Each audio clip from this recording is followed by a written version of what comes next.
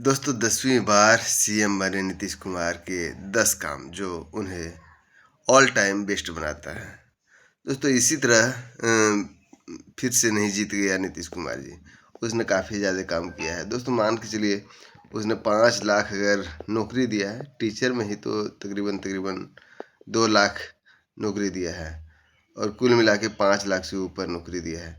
तो एक घर से अगर 5-5 वोट जाता है तो 5 × 5 = 25 लाख, तो ऐसे ही वोट हो गया। इसके बाद 10,000 रुपया करके जो दिया और तमाम तरह के जो है उसने काम किया है बिहार में।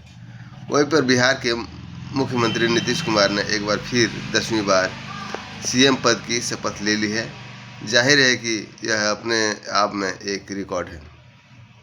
देश में किसी भी नेता ने इतनी बार किसी राज्य के मुख्यमंत्री पद की शपथ नहीं ली होगी। अगर नीतीश कुमार अपना यह कार्यकाल पूरा करता है तो संभव है कि वह पवन चामलिंग और नवीन पटनायक के सर्वाधिक समय तक मुख्यमंत्री रहने के रिकॉर्ड को भी तोड़ देगा। बता दें कि इससे पहले नवीन पटनायक और चालमीन काफ़ी दिनों तक मुख्यमंत्री पद पर रह चुका है। वहीं पर रिकॉर्ड उसका तोड़ देगा।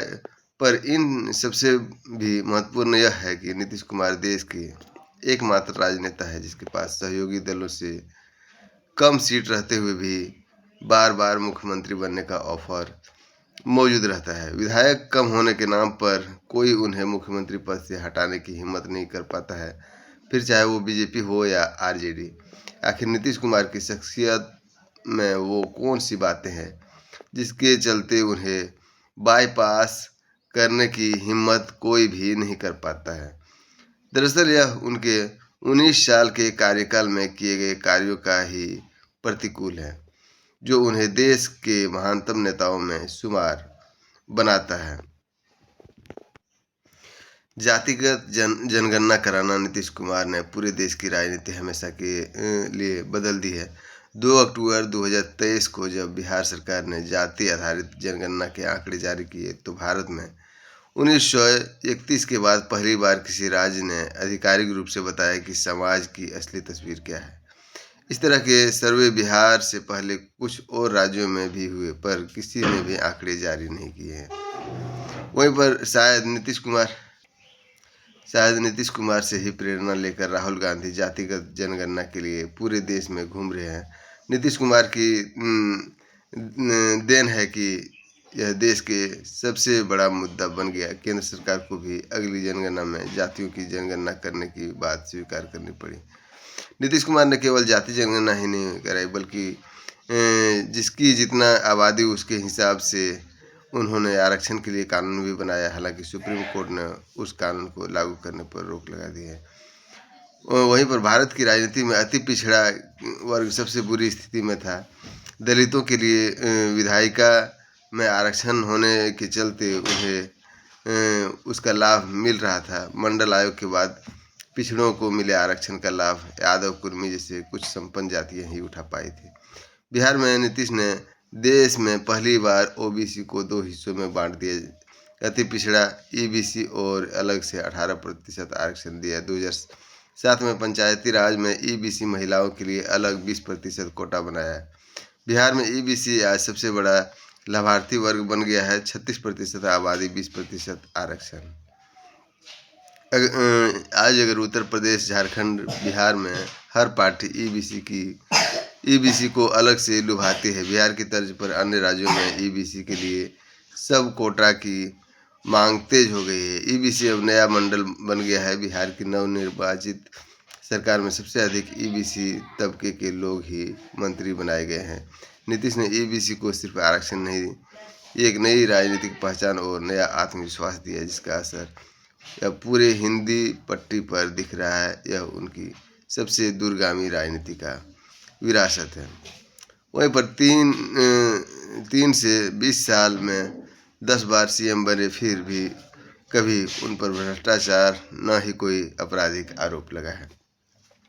साल 2000 के 7 दिनों के अल्पकाल से शुरू होकर 2005 से 2010, 2015, 2017 2020, 2022, 2024 और अब 2025 तक कुल 19 से अधिक वर्ष का शासन गठबंधनों के उलटफेर, पलटू राम के ताने, राजनीतिक तूफानों के बीच भी एक कड़ी सच्चाई बनी रही।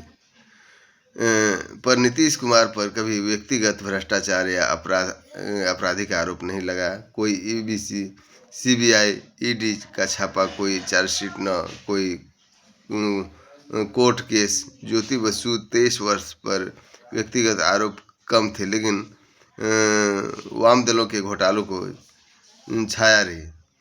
ममता बनर्जी 14+ वर्ष तक शासन किया, पर Saradha chit fund, Narada sting जैसे केसों में नाम आया। नवीन पटनायक 24 वर्ष की छवि साफ रही, लेकिन खदान घोटाले की जांच में नाम उछला।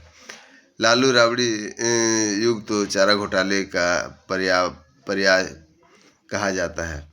पटना के एक देश रत्न मार्ग वाला पुराना बंगला कोई लग्जरी कार यात्रा नहीं। 2024 के चुनावी हलफनामे में संपत्ति मात्र 1.25 करोड़ रुपये, ज़्यादातर पैतृक जमीन, बेटे की शादी में भी सादगी। भारतीय राजनीति में लंबे शासन के बावजूद निष्कलंक रहना नीतीश कुमार की ये अमर विरासत है। यही उन्हें सर्वकालीन महान बनाता है। वहीं पर नीतीश कुमार ने 2005 से बिहार को बीमारू राज्य से आर्थिक चमत्कार की ओर मोड़ दिया है। जो नवीन पटनायक ओडिशा के रहने वाले, ज्योति बसु पश्चिम बंगाल के रहने वाले और ममता बनर्जी भी पश्चिम बंगाल के रहने वाले कार्यकाल से कहीं श्रेष्ठ साबित हुआ है। बिहार की शुरुआत स्थिति सबसे खराब थी। 2005 में जीएसडीसी मात्र 58,000 करोड़, विकास दर 3.5%, गरीब 54%, लेकिन नीतीश ने 10 से 11% की औसत वार्षिक वृद्धि दर हासिल की, जिसमें 2023 में जीएसडीपी 7.5 लाख करोड़ पर हो गई। प्रति व्यक्ति आय 8,773 रुपये से बढ़कर 47,000 से अधिक हो गई।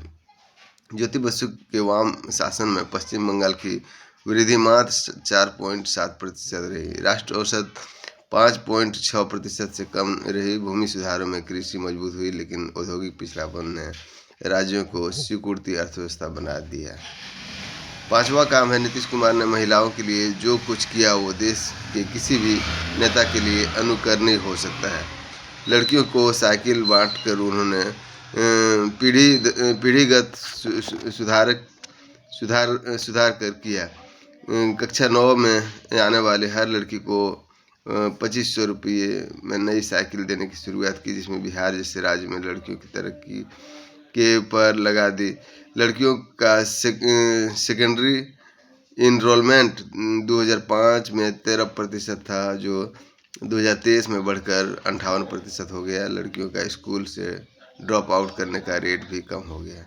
कभी बिहार में लड़कियों के स्कूल छोड़ने की दर 60% थी, तो जो अब घटकर 8 से 10% पर आ गई है। यह योजना पूरे देश और कई देशों जैसे बांग्लादेश, अफ्रीका में कॉपी की जा रही है। विश्व ने इसे दुनिया की सबसे प्रभावशाली जेंडर इक्वलिटी माना है। इसी तरह पंचायतों में महिलाओं को 50% आरक्षण 2006 और सरकारी नौकरियों में 30% आरक्षण दिया। देश में इस तरह के आरक्षणों महिलाओं की पहली बार बिहार में ही मिला, जो महिला सशक्तिकरण के लिए मील का पत्थर साबित हुआ।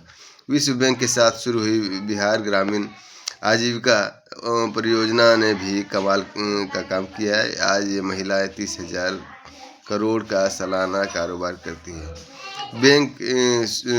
बैंक सखी, कृषि सखी दीदी की रसोई जीविका दीदियाँ सब यहीं से निकले। यह भारत का सबसे बड़ा और सबसे सफल महिला सशक्तिकरण प्रोग्राम साबित हुआ। बिहार के इंफ्रास्ट्रक्चर में चमत्कार जो किया उसने वो देखने लायक है। वहीं पर 2005 से सबसे पहले बिहार का मतलब था कि कच्ची सड़कें, अंधेरे गांव, टूटे पुल, बाढ़ से डूबे रास्ते और पलायन के मजबूर लोग। पर आज स्थिति यह नहीं है। 2005 में वही बिहार भारत का सबसे तेज बढ़ता हुआ राज्य है। 2005 में 80% से ज़्यादा सड़कें कच्ची थी। नीतीश ने 19 साल में 1.25 लाख किलोमीटर नई पक्की सड़कें बनवाई। आज बिहार में 95% से ज़्यादा सड़कें पक्की है। भारत के किसी भी बड़े राज्य में इतना तेज़ बदलाव नहीं हुआ है। वहीं पर 2005 में गाँवों में साल भर में सिर्फ 700 से 800 घंटे बिजली आती थी। आज 100 गाँवों में 24 घंटा 7 दिन ग्रामीण बिजली आता है। वहीं पर अगर पुल पुलिया की बात करें तो काफ़ी ज़्यादा दिया है। वहीं बिहार में शराबबंदी कराने के ऐतिहासिक फैसला को लेकर राज्य की ग्रामीण महिलाओं के हीरो बन गए हैं। हो सकता है कि उनके इस फैसले से बिहार की अर्थव्यवस्था को कुछ नुकसान पहुंचा हो, पर यह भी सत्य है कि बिहार के लाखों परिवारों में आज बहुत सुकून है। 2016 में शराबबंदी लागू करना सामाजिक क्रांति साबित हुआ। दुनिया के सबसे धनी आबादी वाले राज्य में घरेलू हिंसा में 35 से 40% कमी आई है। महिलाओं की बचत बढ़ी है। बच्चों की पढ़ाई पर खर्च बढ़ा है। अपराध दर में 20 से 25% अस्थायी गिरावट आई है। लाखों परिवारों की जिंदगी बदली और कोई दूसरा सीएम इतनी बड़ी सामाजिक इंजीनियरिंग नहीं कर पाया है। जंगल राज को सुशासन में बदला है। दोस्तों 2005 से पहले बिहार में दिन दहाड़े अपहरण, फिरौती, हत्या, लूट आम बात थी। नीतीश ने सिर्फ 5 साल में अपराध दर को 40 से 50% कम करने में सफल साबित हुए। नीतीश के पहले कार्यकाल में ही आर्म एक्ट में 7,000 से अधिक गिरफ्तारियां, 10,000 से अधिक को आजीवन कारावास हुई। वहीं पर नीतीश कुमार की राजनीति में किसी धर्म, जाति या समुदाय को लेकर किसी भी तरह का पक्षपात नहीं था, न ही किसी खास जाति या धर्म को लेकर सभी सॉफ्ट कॉर्नर रखा गया। यही कारण रहा कि उनसे प्यार करने वालों तो है, पर उससे नफरत करने वाले नहीं है। आज देश के सबसे लोकप्रिय नेताओं के समर्थन है तो उनके ही विरोधी है। वहीं पर गठबंधन की नींव रखने वाले भी नीतीश कुमार ही थे। आज एनडीए के खिलाफ विपक्ष का जो महागठबंधन अस्तित्व में दिख रहा है, उसके जनक भी नीतीश कुमार ही है। 2024 के पहले जिस तरह विपक्ष दिग्भ्रमित नजर आ रहा था, उस दौर में नीतीश कुमार ही थे जो देश भर के विपक्ष नेताओं को एक जगह इकट्ठा करके मजबूत संगठन का आधार तैयार किया। नीतीश कुमार के इंडिया गठबंधन छोड़ने के बाद फिर वैसी मजबूती नहीं दिखी। तो ये था नीतीश कुमार को जीतने का सबसे बड़ा कारण। दोस्तों आपको क्या लगता है कि नीतीश कुमार कभी हारेगा? मैं तो समझता हूँ कि जब इतना काम करता है राज्य में और इतना स्वच्छ छवि का नेता है तो इसे हारना भी नहीं चाहिए। आपकी क्या राय है कमेंट करके जरूर बताइए। वीडियो अच्छा लगे तो लाइक, शेयर और सब्सक्राइब जरूर करें। जय हिंद, जय भारत।